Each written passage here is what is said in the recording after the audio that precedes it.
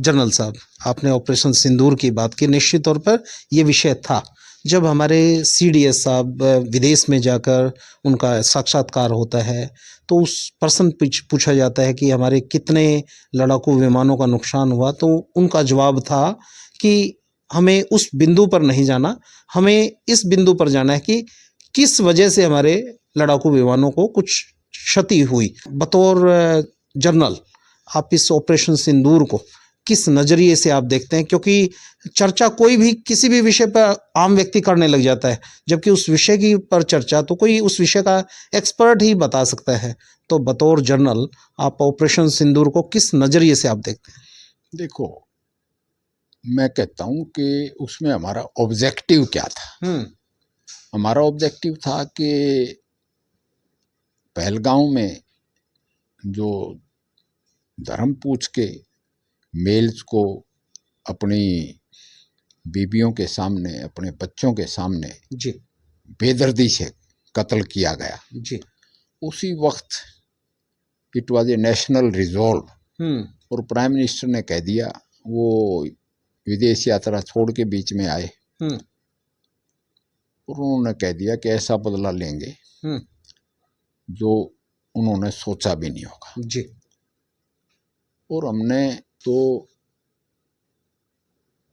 22 को तो ये कत्लो गारत हुआ, जी हमने तैयारी भी की और 6 की रात को, 6-7 वाली रात को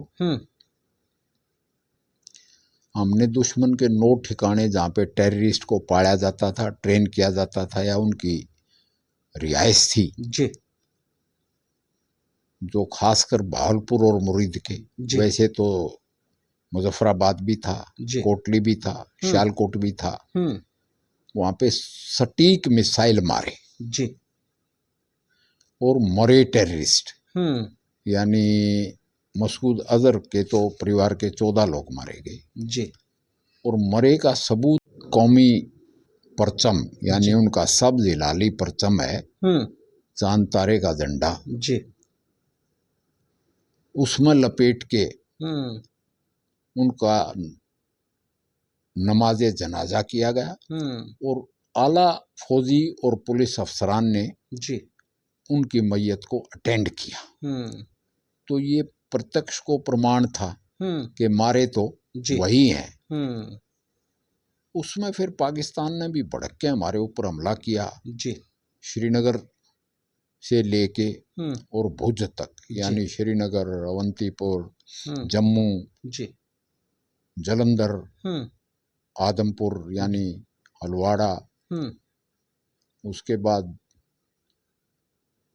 फड़ौदी, जोधपुर जी से लेके भुज तक जी 14 एयरफील्ड्स पे ड्रोन भेजे जी।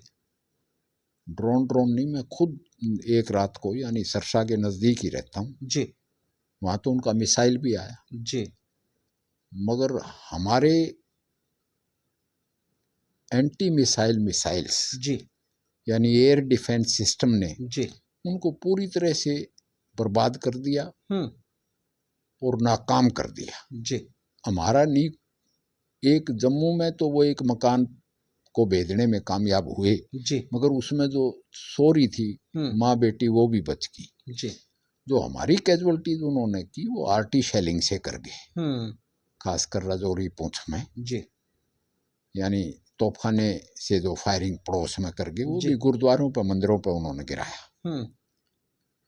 और उसके जवाब में हमने उनके 11 एयरफील्ड्स जी, जिनमें 2 तो बड़े स्ट्रेटजिक एयरफील्ड्स हैं, भावलपुर का और सरगोदा जी, जहाँ उनके आसपास में बड़े वेपन्स रखे हुए जी, कहते हैं कि न्यूक्लियर वेपन्स भी वहाँ से हैं जखीरा जी।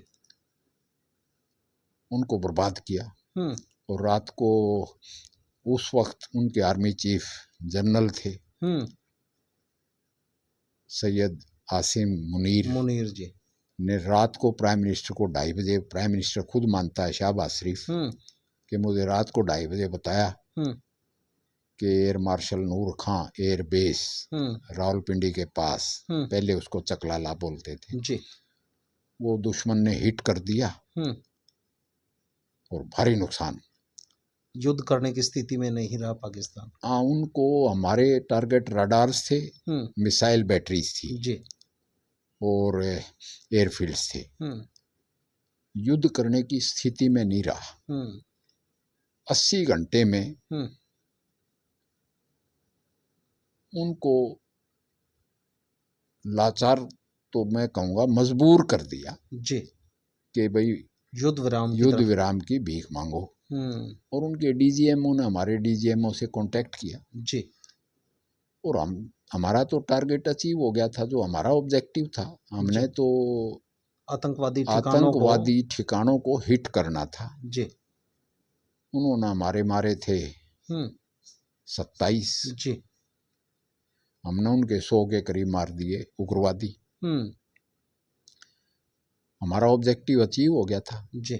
और युद्ध तो बर्बादी लाता है जी, उसमें हमने युद्ध विराम मान ली।